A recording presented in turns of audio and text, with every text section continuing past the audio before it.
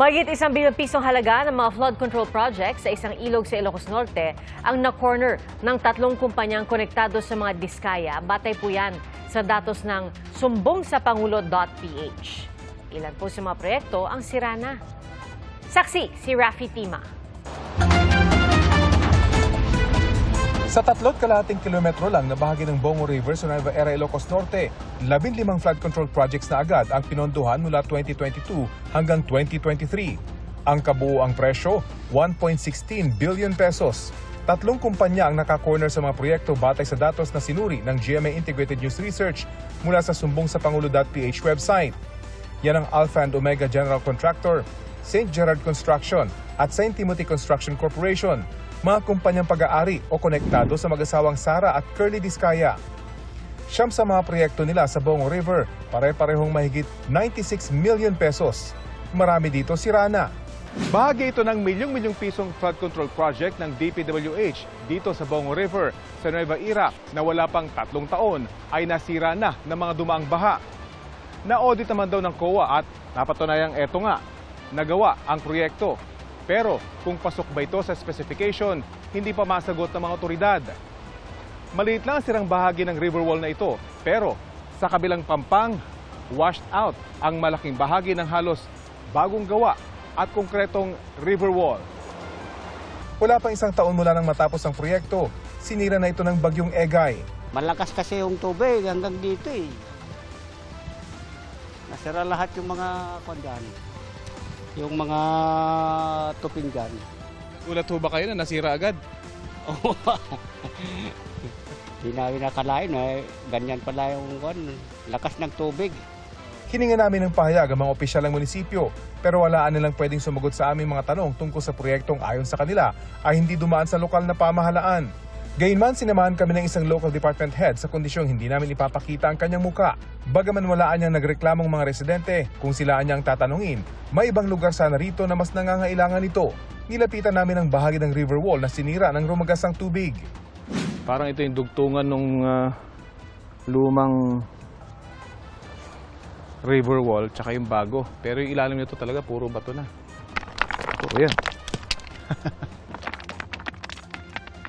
Kapansin-pansin sa bahaging ito ng nasirang dike, may isang teraso lang na bakal yung makikita. At yung kapal ng semento sa ibabaw nito, ilang pulgada lang. Ang ilalim nito, puro bato na. Pero hindi lang sa Bongo River may proyekto ang mga kumpanya ng mga diskaya. Katunayan, sa 36 na flood control projects sa Nueva Ecija, 32 ang pinaghati-hatian ng 5 kumpanyang konektado sa mga diskaya. 16 sa proyektong ito noong 2022 hanggang 2023, pare-parehong nasa mahigit 48 million pesos ang halaga. 2 naman ang eksaktong 79,130,000 ang presyo. Sa kabuuan, 1.96 billion pesos ang proyektong nakuha ng mga diskaya sa Nueva Ecija para sa taong 2022 at 2023. Sinubukan namin kunin ang panig ng kampo ng mga diskaya, pero wala pa silang tugon sa ngayon. Para sa GMA Integrated News, Rafi Tima ang inyong saksi. Nangalampag ang iba't ibang grupo sa tinaguriang Black Friday protests kontra katiwalian sa mga flood control project. Saksi si JP Soriano.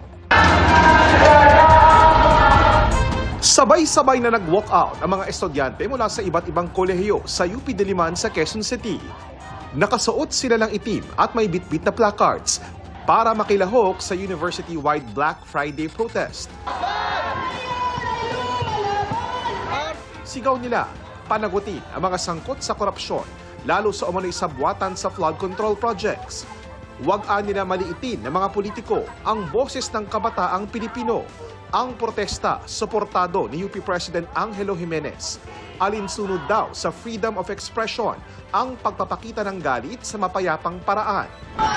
Mga opisyal na gobyerno! Nagsihiga naman ang mga relihistang ito sa harap ng Senado. Nais daw nilang ipakita ang realidad na marami ang nalulunod sa baha.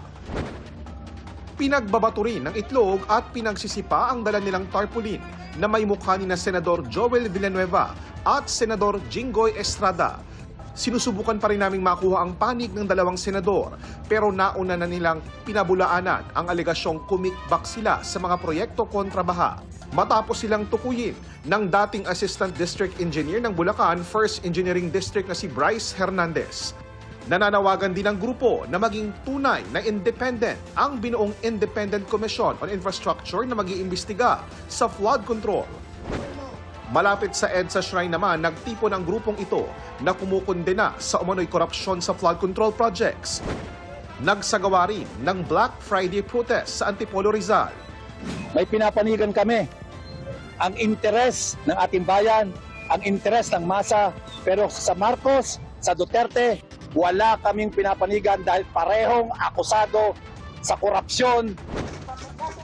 Sa pag-iingay naman, gamit ang takip ng kaldero at iba pang gamit idinaan ng mga relista sa Cebu City ang pagkondena sa korupsyon sa flood control projects. Di man gani makapasweldo o tama ang atong gobyerno, o niya ihatag lang sa mga bulsa sa politiko. Kabilang sa hiniling nila, pagbibitiw sa pwesto ng mga sangkot sa korupsyon at ikulong ang mga may sala. Para sa GMA Integrated News, ako po si JP Soriano, ang inyong saksi.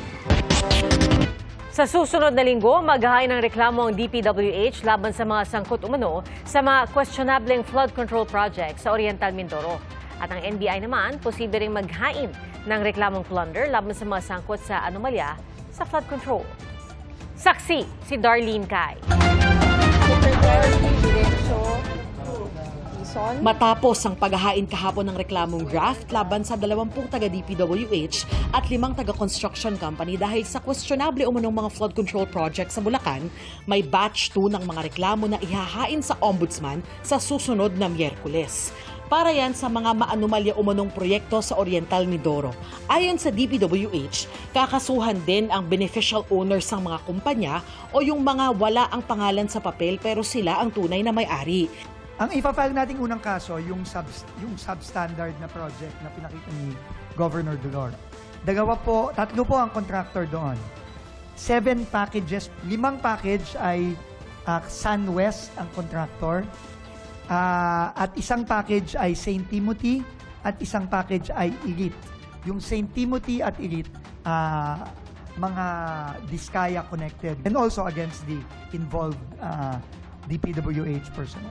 Sinisikap naming makuha ang panig ng mga kumpanyang nabanggit ni Dizon.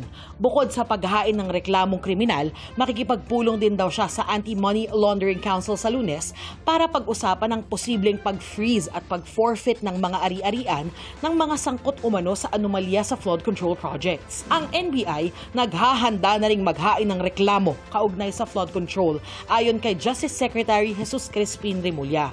Titingnan namin kung kaya plunder. Malversation, sigurado. Tinanong din si Remulla kung pwede bang maging state witness si DPWH Engineer Bryce Hernandez na inakusahan sina Senador Jinggoy Estrada at Senador Joel Villanueva na tumatanggap umano ng kickback sa flood control. Mariing itinanggi ng 2 senador ang aligasyon at si Estrada balak pang magsampa ng reklamo laban kay Hernandez. Ayon kay Dizon, pipirmahan na ang dismissal order ni Hernandez at isa pang DPWH engineer na si JP Mendoza na sangkot din umano sa anomalya. We will evaluate everybody. Evaluate natin yan. We have several laws that concern whistleblowers. Among them, the Whistleblower Act and of course, the rules of court and other jurisprudence on state witnesses. Pero tutol si Remulla na gawing state witness ang mag-asawang Diskaya. Isa ditong condition talaga kasi nga, given what we know about the case, yung restitution naman. Kasi iba na to ibang level to Kung ako talaga ayokong bigyan niya ng ganung status kasi hindi forthcoming. Dapat dyan talaga to tell the whole truth. Hindi pwedeng mamili. Sa ngayon, hinihintay ba kung sino-sino ang magiging miyembro ng Independent Commission for Infrastructure na binuo sa bisa ng Executive Order 94 ni Pangulong Bongbong Marcos. Pero paano matitiyak na kapag humupa ang ingay at nabaling na ang interes ng publiko sa iba, patuloy na sisingilin ang mga nagkasala?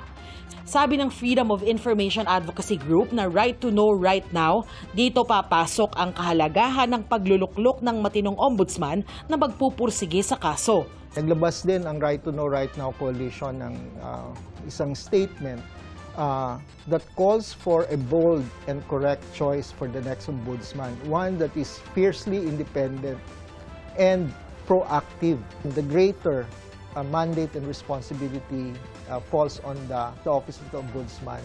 Sa ngayon ay nagpapatuloy pa ang paghahanap sa bagong ombudsman na hahalili sa nagretirong si Samuel Martires.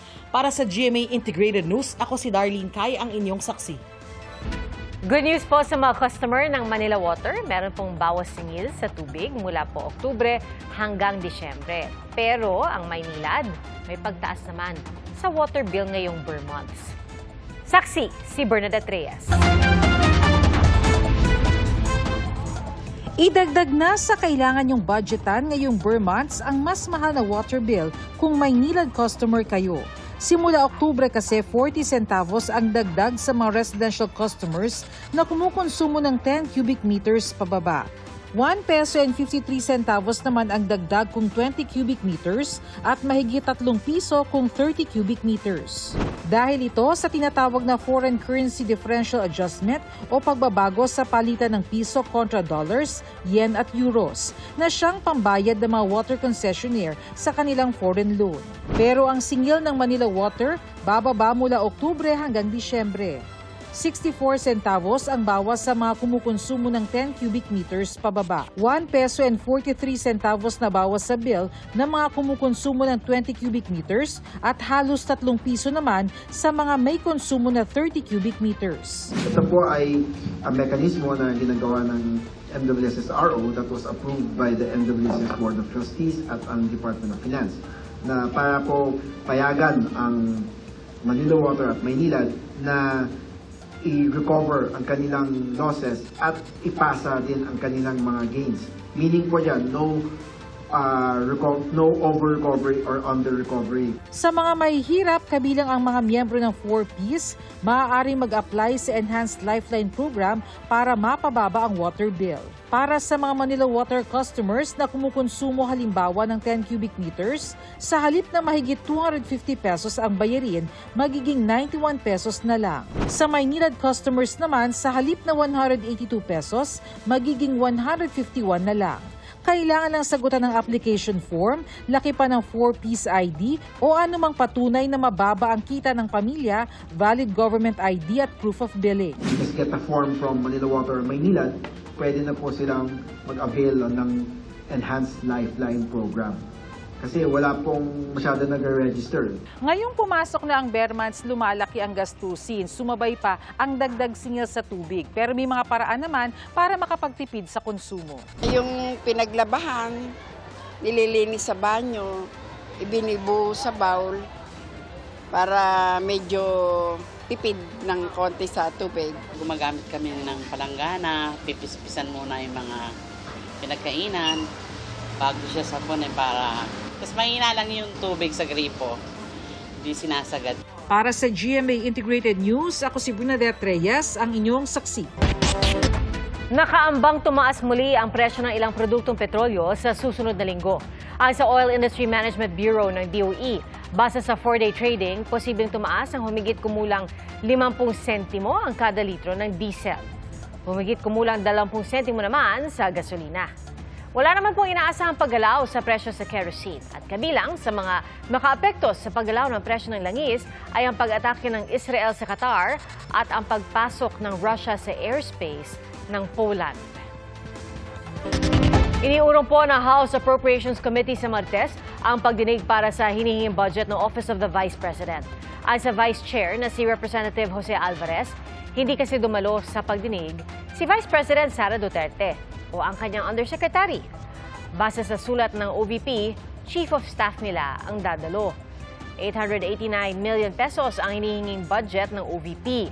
Kinontra rin ng Makabayan Bloc ang plano ng Minoria na bigyan ng parliamentary courtesy ang OVP. Ayon kay ACT Teachers Party List Representative Antonio Tino, hindi ito ang panahon para sa tradisyonal na kortesiya. At ang hamon niya sa bise, Huwag nang gamitin ang parliamentary courtesy at sagutin ang mga issue kaugnay ng confidential fund na kanyang tanggapan. Tiniyak naman ni Vice President Duterte na dadalo siya sa deliberasyon sa Martes. Ayon po yan kay Alvarez. Mga kapuso, maging una sa saksi. Mag-subscribe sa GMA Integrated News sa YouTube para sa iba't ibang balita.